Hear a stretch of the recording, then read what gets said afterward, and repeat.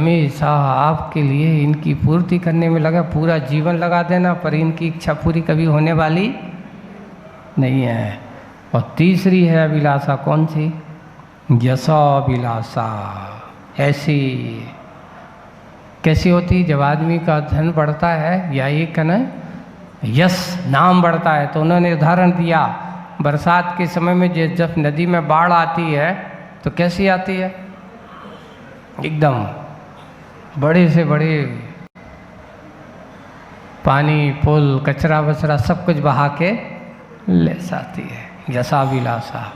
उन्होंने कहा बाढ़ की तरह होती है यशाभिलाषा, तीव्र नाम, मेरा नाम होवे, मेरा ऐसा काम होवे। ऐसी यश की अभिलाषा करे अगर रहना है तो नहीं। और आज के आकिंचन धर्म को पालन करने वाले जो होते हैं वे कहते हैं उनकी कौन सी अभिलाषा होती? आत्मानु अभिलाषा, आत्म सुख की अभिलाषा। क्यों छोड़ा? क्यों सब कुछ छोड़ करके हमारे भगवान तीर्थंकर भगवंत हैं, चक्रवर्ती जैसा वैभव पाने वाले भरत चक्रवर्ती जैसे महापुरुष, बाहुबली जैसे, कामदेव जैसा सुंदर पाने वाले, वे ऐसे कामदेव जैसे ने पूरा राजपाट छोड़ करके अपने आप में लीन हो गए। क्यों? क्योंकि उनको संसार के सुख में सुख का अनुभव नहीं हुआ। आत्मिक सुख की अभिलाषा जिस दिन तुम्हारे पास आ जाएगी, समझ लेना आकिंचन धर्म के पास तुम पहुंच सकते हो। 3 प्रकार की अभिलाषाओं को इनको पार करना होगा। संसार की तरह, उस समुद्र की तरह भोगाभिलाषा है, तो अग्नि की, होम की तरह धनाभिलाषा है, और बाढ़ की तरह यशाभिलाषा है। लेकिन आत्मिक अभिलाषा, आत्मिक सुख की अभिलाषा जिस दिन तुम्हारे मन में आ जाएगी, इन तीनों प्रकार की अभिलाषाओं से तुम्हारी दृष्टि हट जाएगी। आपको कौन सी सुख की ओर आना है? धर्म की आराधना तो हमने कर ली आज अच्छे से, है ना, और बढ़िया अच्छे से भक्ति कर ली, और भक्ति करके अर्घ भी चढ़ा लिया, और अर्घ भी चढ़ा करके ऐसे मुनि राजों को नमोस्तु भी कर लिया, और कह भी दिया कि मेरे पास कुछ भी मेरा नहीं है। सुन लिया कि कह दिया कि कर लिया, पर बंधु ये ध्यान रखना, आपके पास एक बात है, आँख मुंदी अपना गया, आँख मुंदी अपना गया, आँख खुली सपना गया। आँख मुंदी, जब आदमी सो जाता सब भूल जाता कौन किसका क्या है, और सपने की जिंदगी में डूब जाता है, देख रहा है। तो आँख खुली सपना गया, 2 दिन का मेहमान श्वास रुकी दफना गया। लोगों ने आए, अब चलो भैया हो गई इनकी जिंदगी पूरी हो गई, अब काम के नहीं रहे। अब आप लोगों की ज़िंदगी बस इतना ही है। हम जीते जागते स्वप्न को ज़िंदगी जी रहे हैं कि साकारमयी ज़िंदगी जी रहे हैं, साक्षात अपने आप को देखने के लिए जी रहे हैं। सोच लेना, विचार कर लेना। आज अपन ने उत्तम आकिंचन धर्म के प्रति हमने अपने आप को समर्पित भाव के साथ, इतने अच्छे से एकता के साथ, बहुत भक्ति के साथ आकिंचन धर्म की बात की है, तो समझ लेना वो धर्म है तुम्हारा। जहाँ एक और बात बहुत अच्छी, राष्ट्रपति डॉक्टर राजेंद्र प्रसाद जी, उन्होंने एक जैनिज्म के ऊपर उन्होंने अपने वैशाली के बारे में लिखा, और उन्होंने लिखा था, मैंने भगवान महावीर स्वामी के दर्शन को पढ़ा, और भगवान महावीर स्वामी के दर्शन को पढ़ने के बाद मैंने जो सारभूत तत्व पर पहुंचा है, तो उन्होंने कहा इस धर्म की विशेषता क्या है, यहाँ पर त्याग धर्म को, या ये कहो कि आकिंचन धर्म को, परिग्रह धर्म को जोड़ने का धर्म नहीं है। अगर भगवान महावीर को समझना है, भगवान महावीर स्वामी के जीवन और दर्शन को समझना, उस दिन दर्शन को समझना है, यहाँ परिग्रह जोड़ने वालों कोई आराधक नहीं है, यहाँ तो परिग्रह को छोड़ने वाले इस धर्म के आराधक होते हैं।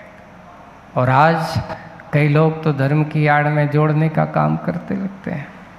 हम उस वीतराग धर्म की, जहाँ त्याग धर्म की शिक्षा लेना है, तो उन्होंने लिखा अगर त्याग धर्मों की अगर शिक्षा लेना है तो जैन दर्शन को पढ़िए, ये शब्द थे उनके। अगर आप सब लोग भी उस धर्म के अनुयायी हैं तो उसके बारे में सोचना। हमारे यहाँ पाप और परिग्रह को उतना नहीं है। आपके वीतराग भगवान हैं, कई लोग दूसरे लोग क्या कहते हैं आकर के कि महाराज तुम्हारे भगवान हो, तुम्हारे महाराज तो कछु नहीं रखते, पर इन्होंने उसके पास तो एक आदमी कहता है क्या करें, इनके भगवान इनके महाराजों ने सब कुछ इनके लाने छोड़ के चले गए, इसलिए ये लोग क्या कर रहे हैं, ऐसा लोग कहते हैं। लेकिन नहीं बंधु, ये नहीं है। अब वो अपनी दृष्टि से सोचा करते हैं, बोले कि इनके भगवान ऐसे ही है। भी तो हम लोग जब बिहार करते हैं तो तरह तरह के इनके भगवान और ये जय महाराज लोग सब कुछ छोड़ आते हैं, और जैन लोग अच्छे खूब लाखों करोड़पति अरबपति बने हुए हैं, अच्छी संप्रदाय हैं। भारत में आज अपने यहाँ ये कहा गया कि जैन समाज एक ऐसी समाज है कि सबसे ज़्यादा साक्षर है, पढ़ी लिखी हुई समाज में मानी जाती है, और साथ साथ आर्थिक क्षेत्र में संपन्नता है। भारत की आर्थिक व्यवस्था में कम से कम 25 से 27% तक की अपनी योगदान देने वाली है अर्थव्यवस्था में। सोचिए, ये हमारी समाज का है। लेकिन यहाँ पर हमारे भगवान, इसका प्रभाव क्या है? इसका प्रभाव है वो तुम्हारी वीतरागता, अकिंचन धर्म है। जितना जितना हम त्याग, अपने अंदर की भावनाओं को, अपरिग्रह के सिद्धांत को अपनाते चले जाएंगे, वही तेरे पुण्य का कारण होता है। इसलिए आचार्य भगवान का और हम सब लोगों के ऊपर यही कहना होता है, कभी भी परिग्रह को जोड़ने की इच्छा मत करना। जितना बन सके है तो क्या करो, छोड़ो। और जो छोड़ेगा वही सुखी रहेगा, और जो जोड़ेगा वही दुखी रहेगा। कितना चाहिए है, कितना इकट्ठा करना है, तो बंधु एक सिद्धांत की बात है, चाहे जितने इकट्ठे कर लो हीरे मोती, चाहे जितने इकट्ठे कर लो हीरे मोती, मरते समय कफन में जेब नहीं होती। कोई है कि लेके जाओगे? कुछ भी लेकर के जाने वाले नहीं हो। एक कफन का कपड़ा भी, उसमें भी कहीं जेब नहीं होती कि भैया डाल दो हम संगे लेके जाएंगे। वो कफन का कपड़ा भी साथ में नहीं जाता, है ना। तो हम सब अपने आप को आज के इस उत्तम अकिंचन धर्म पर समझना कि आप भी कहीं उस आदमी की शराबी की तरह मनबत तो नहीं है। भैया करेंगे हम पाप के काम, परिग्रह के काम, वो कहेंगे हमें नरक नहीं जाना, उतारो। पाप और परिग्रह को उतना ही रखना, इतना ही संभालना, कहीं नरक का कारण ना बन जाए। सूत्र दिया, बहुत आराम बहुत परिग्रह किसका कारण है? नरक गति का कारण है। अपन ने पढ़ा हुआ है 6ठे अध्याय में, बहु आरम परिग्रहत्वम नारकस्या ऐसा, उसकी आयु का कारण है। कहीं हम नरक ना आए। बहुत पुण्य की मुट्ठी लेकर के आए हम, है ना। पुण्य के हाथ आए तो हाथ में पुण्य की सत्ता लेकर के ही जाएं, पाप भरकर ना जाएं, तब तो हमारा जीवन सार्थक होगा। हम दूसरों से नहीं, अपने आप को समझने की कोशिश करें। ये अकिंचन धर्म हमें अपने आप को समझने की ओर करती है। दूसरों को उपदेश दे करके अपने आप को समझने लगते कि हम बहुत बड़े उपदेशक हैं। नहीं, उपदेश हमें अपने आप को लेना चाहिए, हमें अपने आप को समझना चाहिए। मात्र आचार्य श्री हम लोगों से कहते थे, देखो उपदेश देने के पहले अपना उद्देश्य समझ लो क्या है।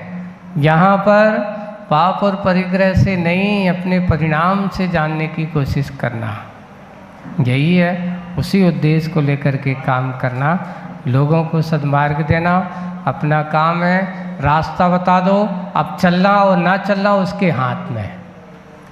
बस रास्ता दिखाने का काम सज्जनों का हुआ करता है, ज्ञानियों का हुआ करता है। जैसे हमारे भगवंतों ने हमें दिखाया है, उस रास्ते पर हम चल कर के आज यहाँ तक पहुँचे हैं, बस रास्ते पर हम चलते चलें।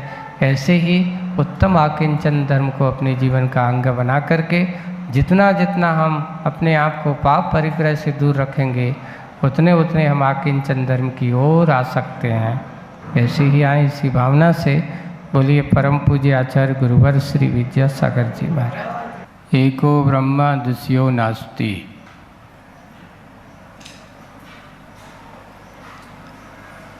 लिखा, पूछा गया, एक ब्रह्मा ही है, बाकी दुनिया में दूसरा कोई नहीं है। आप पूछेंगे आप ब्रह्मा कौन है? ब्रह्मा कौन है?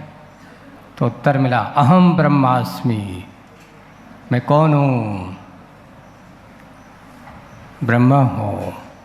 आत्मा तुम्हारी ही ब्रह्म है। सारा सृष्टि का कर्ता अगर कोई है तो आपका अपना आत्मा ही है। हम ही सृष्टि के कर्ता हैं।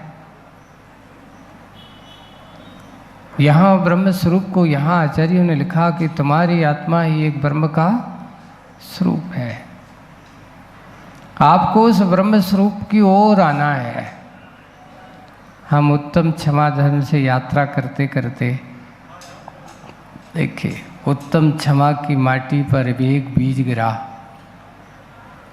मृदुत माटी में, मृदुता से बिल्कुल सीधा सरल बाहर आया। कोई भी अंकुर होता है शुरुआत में कैसा निकलता है? बिल्कुल सीधा निकलता है, सरल, बिल्कुल ऋजुता की तरह है। किस भाव से? कोई लोभ भाव नहीं था। सुचिता को लेकर के बिल्कुल बाहर आया और सत्य का दर्शन करना चाहा। उसने सत्य के रूप को देखा, संयम के साथ बना। तप को कितनी सर्दी गर्मी स्वीकार किया, सब कुछ सहन किया, तब उसने अपने अंदर के त्याग धर्म को अपना पाया।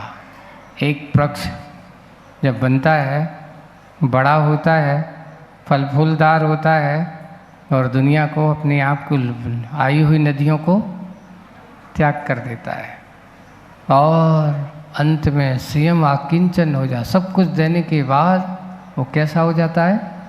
आकिंचन हो जाता है। और जब आकिंचन हो जाता है तब ही ब्रह्मचर्य में लिवण होता है, अपने आप में रमण करता है। ब्रह्मचर्य का अर्थ होता है ब्रह्म में लीन होने का नाम ब्रह्मचर्य है। अपनी आत्मा में रमण करने का नाम ब्रह्मचर्य है।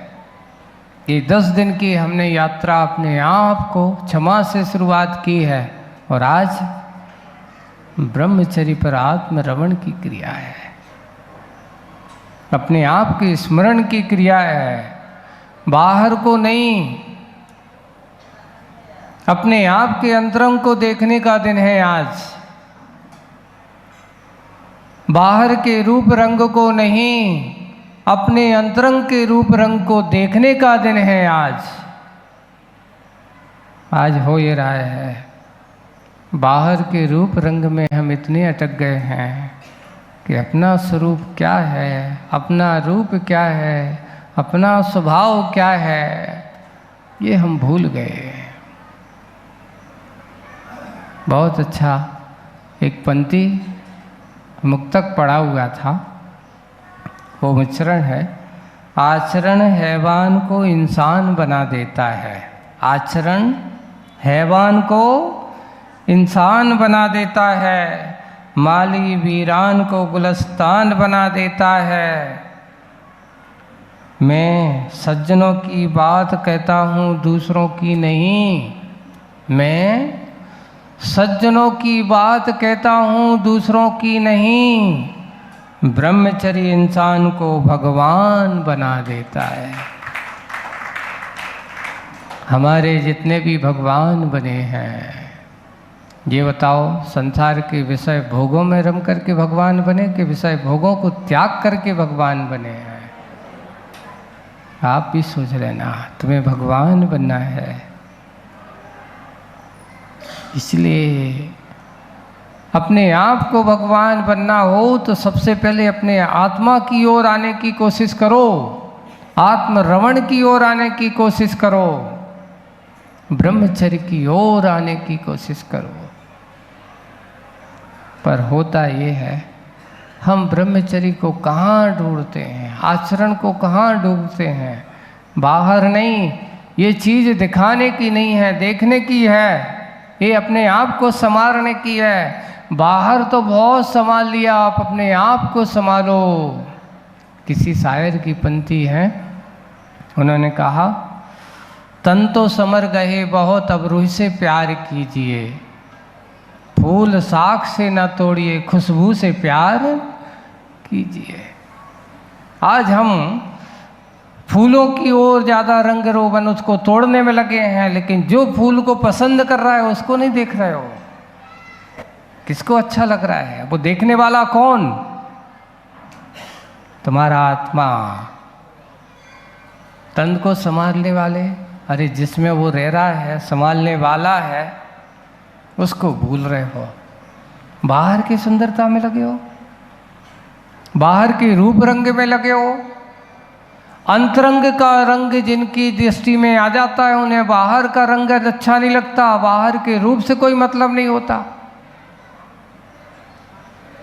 एक बहुत अच्छे दार्शनिक थे जिनका नाम था सुकरात, उनके बारे में पढ़ते हैं। बहुत बड़ा चिंतक और गुणों से संपन्न, लेकिन हुआ ये कि वे रूप रंग में अच्छे नहीं थे। बहुत काला था, चेहरा भी भद्दा था, लेकिन वो जहाँ अपना काम करते थे बिल्कुल सामने अच्छा दर्पण लगा के रखे हैं।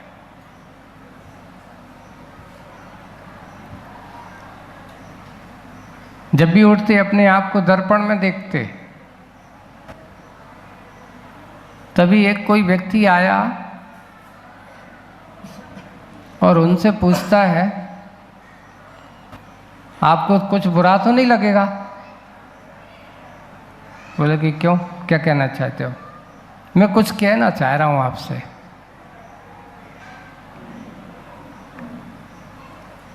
बोले कि क्या बात है, बोलो। हम कह रहे हैं कभी बार आपको बुरा न लग जाए इसलिए कह रहे हैं। क्या बात है, कुछ ऐसी बात है? मैं ये कहना चाह रहा हूँ, आप ये दर्पण लगाए हुए आपको ये ठीक नहीं है, आप ये बार बार दर्पण नहीं देखा करें।